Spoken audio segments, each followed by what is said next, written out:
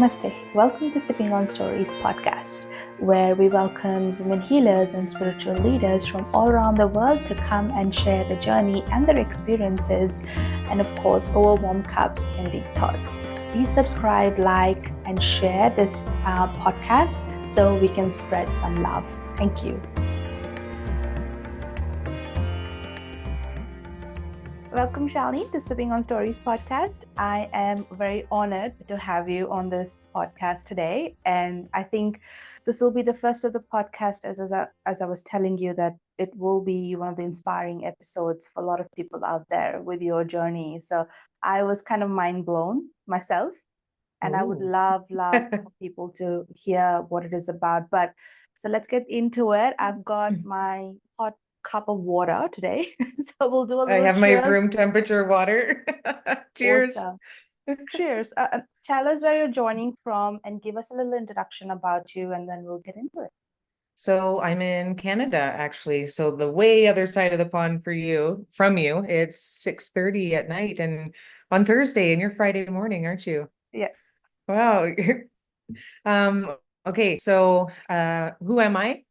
My name's Challaine. I'm in Canada. I'm a mother of four. I have two businesses. I'm an author. I'm a course creator. I'm all these things, but who am I as a person? It's a continuous journey, right? We're always trying to figure that out through our experiences throughout life. And am I perfect? No, but I'm definitely trying to get there the best that I can through all these past experiences. And I find that I'm opening myself up more and finding out who I really am by sharing my story with other people like yourself. Right. Awesome. And, I was quite intrigued when the first time we met and we learned about your journey. I was quite intrigued, and I got goosebumps, to be honest. And I would love for you to share how you got into, really writing this book and what this book is about and what happened that changed your life. Oh, where do I start? So I guess I can start my last night of drinking. So my last night of drinking, I had 2 bottles of wine. I always get choked up when I talk about this. 2 bottles of wine, half a 2.6 of whiskey. I smoked some weed and I took some lorazepam. And the final thoughts that I had after I took that lorazepam were, how many of these little pills do I have to take to end it all? And I've never been suicidal, like ever in my life. So something from the universe came to me and was like, Challaine, and it was my children. It was like all my 4 children came rushing to my head. And it was like, Challaine, you have to put yourself to bed. So I did. And we had a work trip the next day, a 14-hour drive. And we got to the hotel and we were snowed in. So where I live, it was snowing. So we had to drive 14 hours to where there was no snow. There was a freak snowstorm. So we were snowed in for 4 days. And this is just where I started detoxing. I didn't eat, I didn't shower 4 days, like just under my blankets, and then wasn't drinking. And I was just listening to audiobooks and podcasts and just trying to like bring all this like positivity into my life. And I just started writing. And my husband was like, "What are you doing?" Because I was just like so glued into my computer and just typing away. And I was about 10,000 words in. And he's like, "Babe, I think you're onto something here. Like, I think you've got a book." And I was like, "Nah, it's just like a long journal entry." And then by about, I don't know, day 4, day 5, I was probably like 40,000 words in. And he's like, "You have to read to me like what you've been doing this whole time." And he's like, "Babe, you've definitely got a book here." I've always wanted to write a book. About 15 years ago, I actually quit my job to I bought this like swingy chair to put in my living room. I'm like, I'm gonna have my wine, I'm gonna write a book. And drinking wine and writing, it just doesn't go hand in hand. So the book never happened. And then I got busy with the businesses and I had 2 babies in 2 years and it was just chaos. And then once I quit the booze, I just started writing, like I said, and I wrote a #1 best-selling new release. The first day it hit #1. called I woke up one day and I changed my fucking mind. So yeah, I got sober, wanted to write a book for over 10 years, and Mm. it took me 91 days to write a new release. So And how many books yeah, have you written this far? I've written one. Yep. So this happened this year. This year, So yes. yeah. Like we're what, the end of July, Wow. July Okay. 26th. So the last Mm. night I drank was January 15th. Wow. And just started writing, and it was the publication took a little bit longer than the 91 Mm. days, but from day one till I finished writing was 91 days. Wow. It's Okay. amazing what can happen when you get sober. Easy. And I think sometimes I wonder, people who have had addiction to some sort of, drugs or whatever chemicals they're kind of taking, or alcohol, right? They say that you can enjoy everything, but in limits. But when you kind of go off limits is when crazy things happen. But what do you have to say for people where they're trying to find motivation to quit, but they cannot? We end up looking for exterior motivation, Mm, right? Like my friends, my family, my job, my spouse. You're not going to find it there. I've been drinking for over 20 years. mm, I've had my four children, not the entirety of my drinking, but a few years ago when I got arrested, an altercation happened with an ex.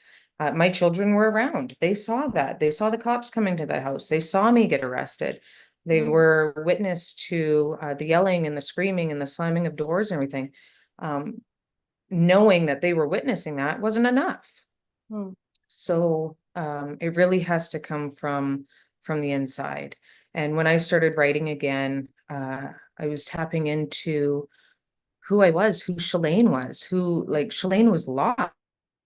Always wanted to write a book. Like I said, I was really, really good at like creative studies in school and English class and just um, creating from my heart and my soul. And I lost that. mm. Excuse me, because I got so busy. Life got ahead of me. I had my children and the businesses, and that was my focus. Yeah. Yes, the money is great, owning the businesses, but it didn't fulfill Challaine in her soul, Yeah. so or in my soul. So once I tapped back into that, Mm, um, that's when I knew, like I had quit drinking many times in my life, but once I tapped back into that, that was it. We're done, and I'm not going to drink again. I'm not going interesting. to. Yep. Yeah. So I'd like to like remind people who were you years ago? What were you so good at years Mm, ago? Were you a dancer? Were you a gymnast? Were you athletic? Was hockey? mm, Find that again. It's in there. We get so busy with our lives that we forget yeah. who we really are.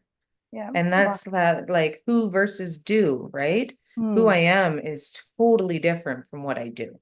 mm. So if we can differentiate the two, um, I think we'll find some peace.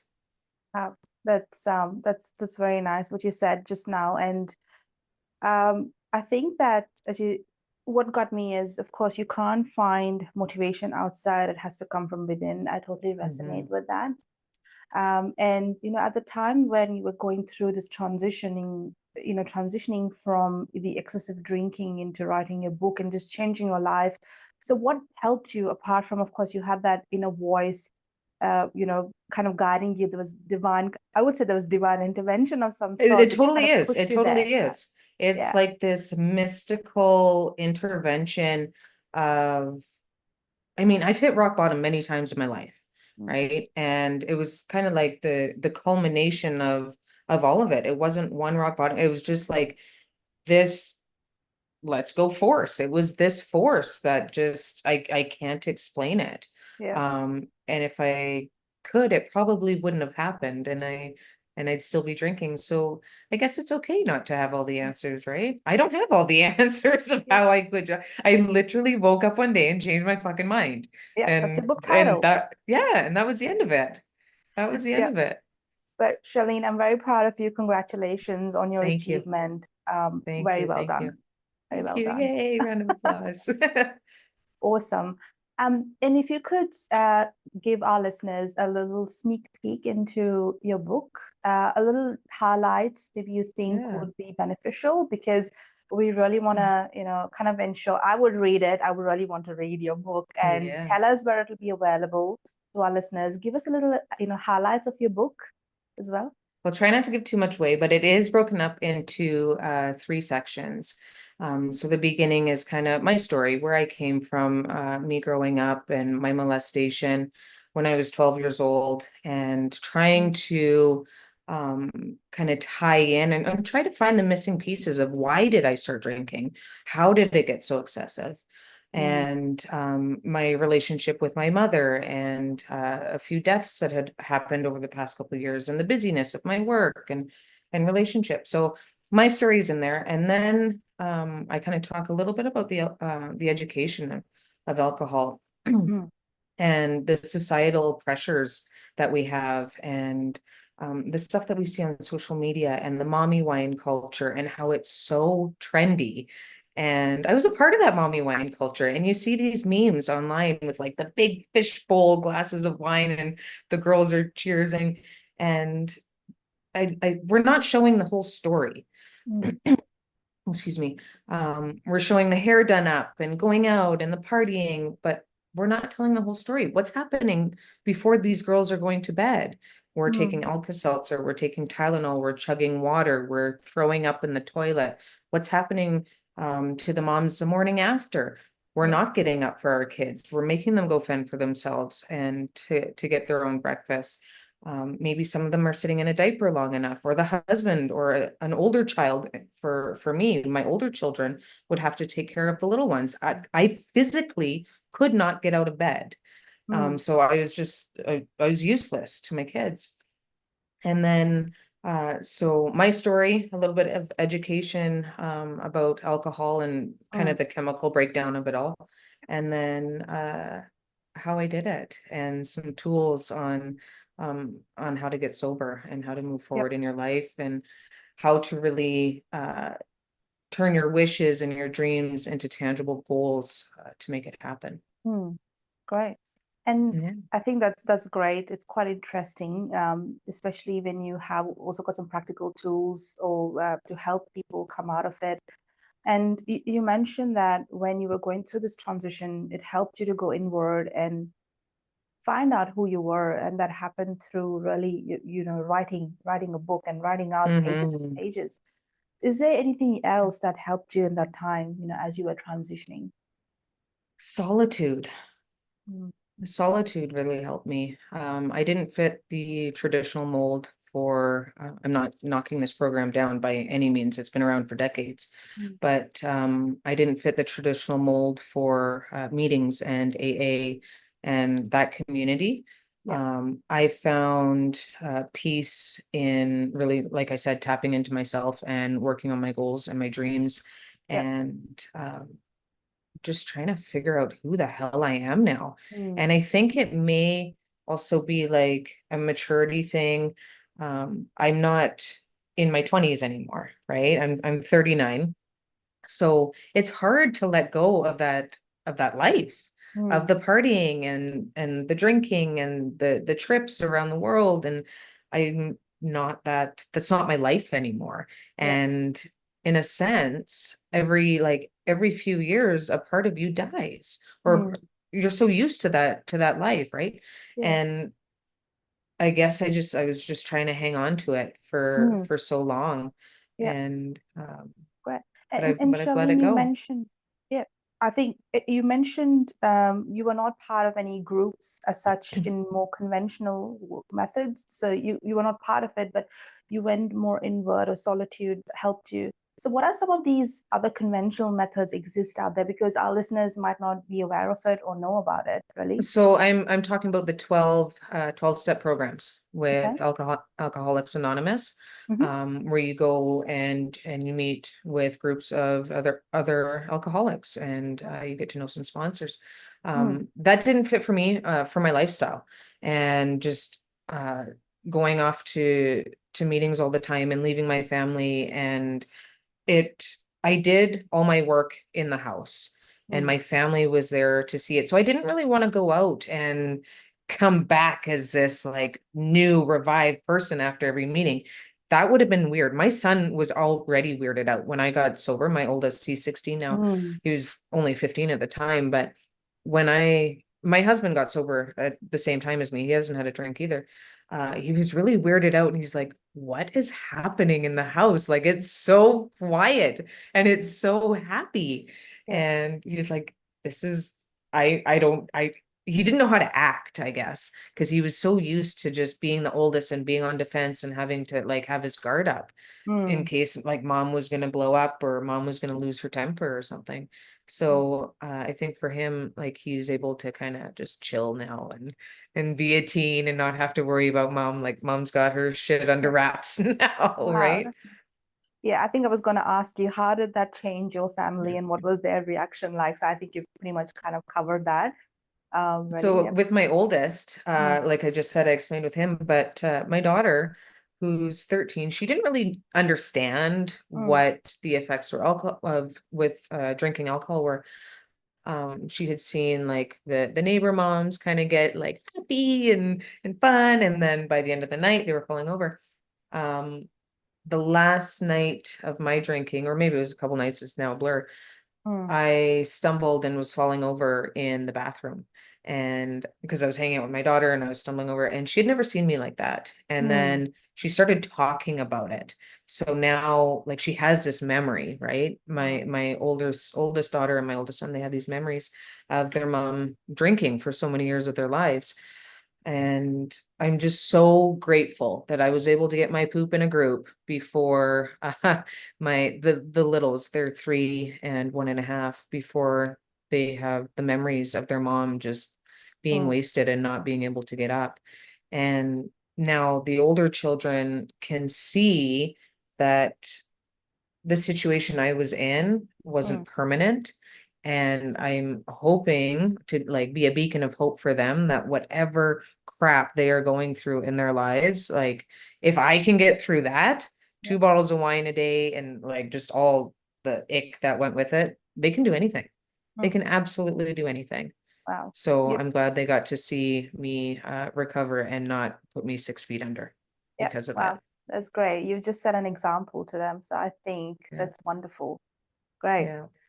As you were talking about the effects of alcohol, of course, you have these physical effects on your body. I'm pretty sure you have seen a before and after of it. But I also want to understand another perspective of this. What happens from a spiritual perspective? What happens to your soul, kind of a thing? Because I Oh, have. I died. I had no, what soul? I had no soul. I was dead. On my Instagram, I don't know it. I just posted the other day.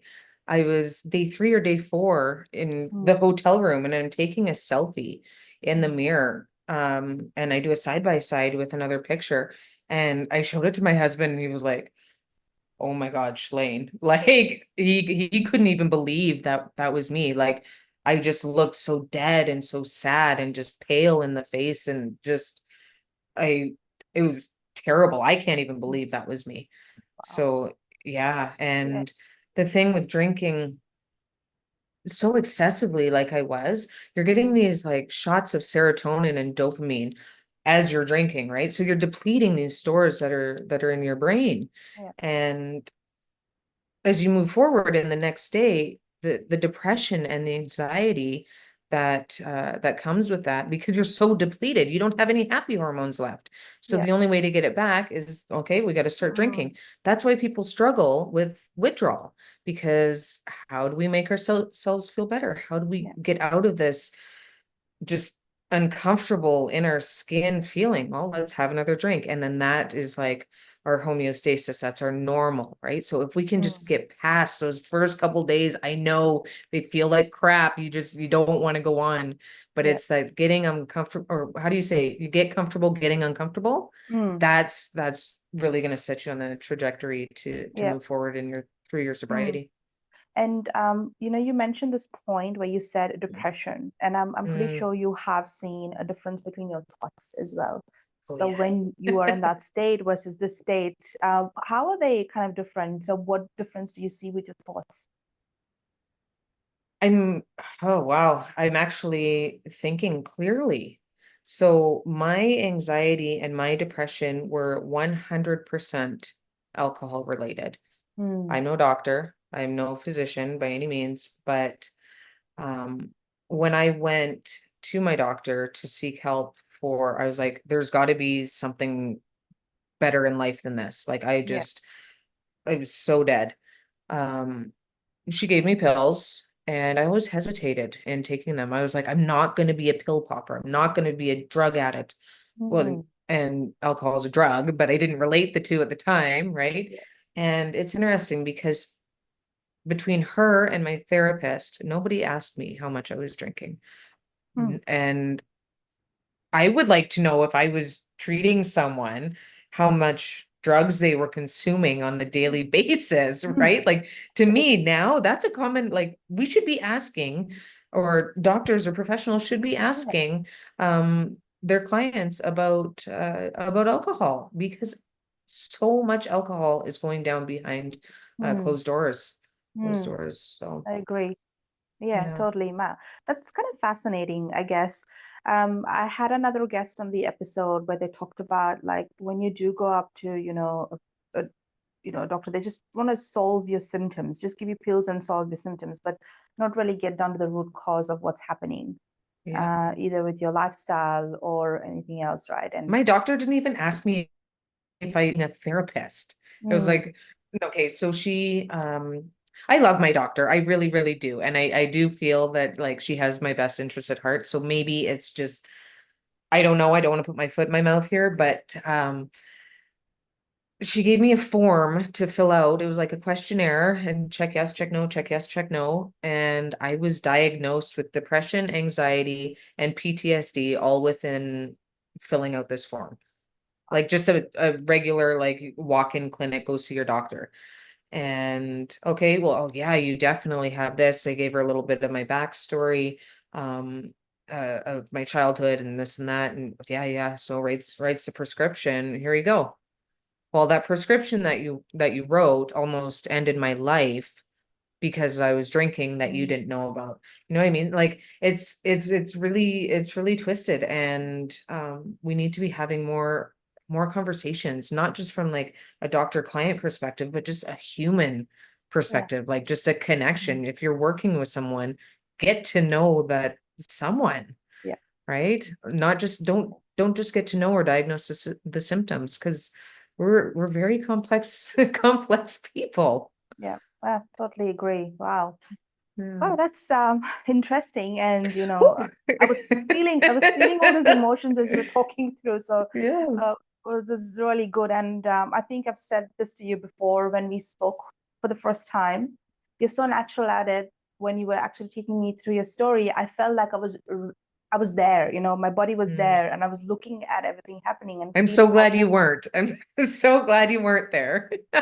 like it's. I think you're so good at even where you articulate and you story tell. I'm pretty Thank sure you. that your book reflects that, and I would really, highly encourage people to go ahead and read it. And I'll read it myself. So, That's some of the feedback that I've gotten is, Challaine, you write exactly as you speak. And when I was working with my editor, I was like, if I put cuz instead of because, just leave yeah, cuz that's how I speak, right? So, and yeah, now that we've had a chance to talk, you'll hear my voice as you read my book. yeah. That's Yeah, interesting. Yeah, awesome. yeah. And I think the next really part that I want to dive into is we talked about a course as well. So you have Mhm. a course that you have is already running, I believe, it It is. is, yeah. Yeah, tell us about that and what does it entail and who can benefit from it? Tell us all about it. So it's my course is kind of geared towards entrepreneurs, mommy wine culture gals, 90s girls. I'm a self-proclaimed 90s girl. It's a 10-week course and it opens up 1 week at a time. If you're anything like me, you want to get things done. Do, do, do, do, do, do, do, do, do, do. But moving through sobriety is Mm, about doing the work, right? So when week one opens up, we go through, I'm not giving away the secrets, it's secrets to sobriety, but as week one opens up, you do the work, you watch the videos. There's a quiz in there. And then once that's done, like, and this is like to practice stuff in your daily life. It's not, you Mm, just learn all this information and then you can get sober, right? You have to like, that's doing the work, mm, is finding out who you are, breaking down your goals into long-term goals, monthly goals, weekly goals. What are you going to be doing next March? And this is important to think about. So it's July now, right? mhm, And say you've got a family wedding in March and they're all partiers or cowboy folks or whatever. They drink a bunch of wine, but you're trying to get sober or move through sobriety. What are you going to do about that wedding? You need to pre-plan for your events that are in your life. There's always going to be a reason to drink.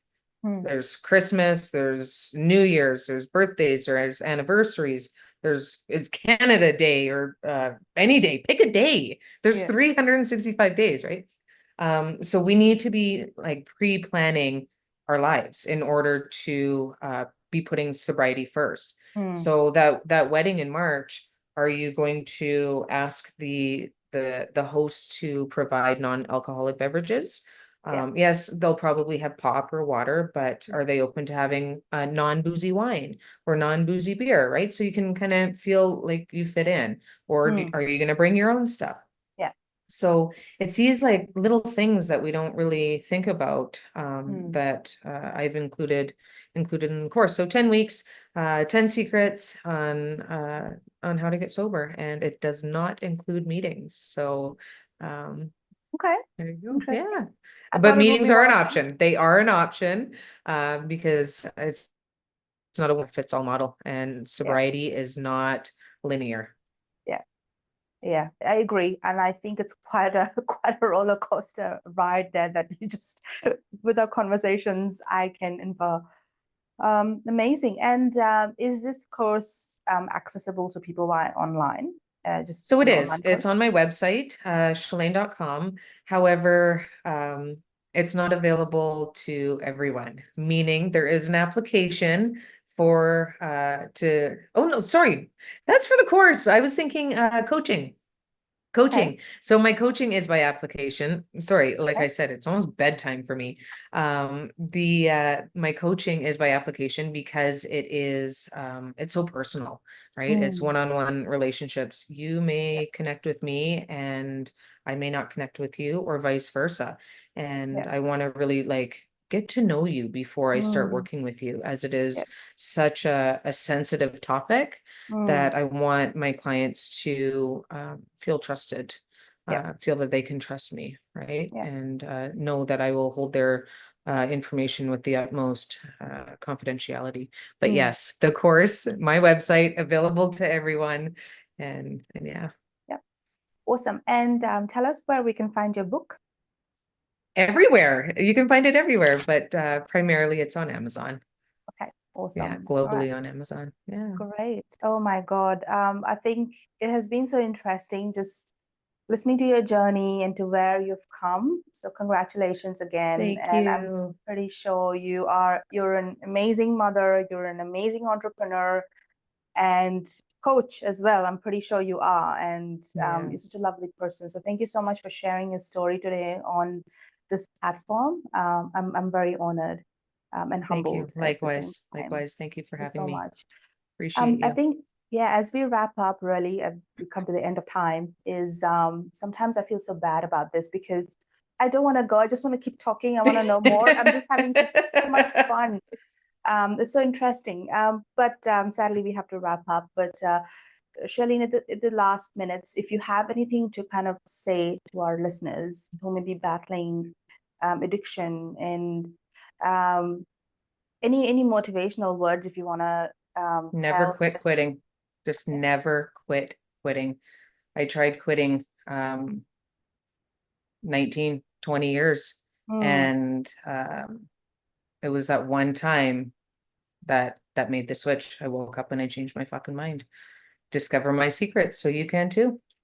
It's tough. It's not linear. There's definitely there I think about alcohol every single day. But yeah. just because I think about it doesn't mean I'm going to drink it. Right? Mm, once you get it out of your system and you start working on your sobriety and finding out who you are in your soul, you won't go back. It dies. You let it go. Yeah. Yeah. Lovely. Love those words. Love it. Thank you. Thank you so much. And I think with this, we'll wrap up today's podcast. Again, Challaine, thank you so much for Thank coming on Sipping on you. Stories. I really appreciate it. Anyway, with that, we'll do a little cheers to you. Cheers. And we'll just Cheers. celebrate your book. And Celebrate your congratulations again. podcast. Just celebrate life, man. Like, it's so good. Raise the roof. Awesome. That's like a Great. Thank you 90s so much. thing. I like that. Yeah. Great. Thank you so much. You have a great night and lots of love. Thank you. Have the best day ever. Bye.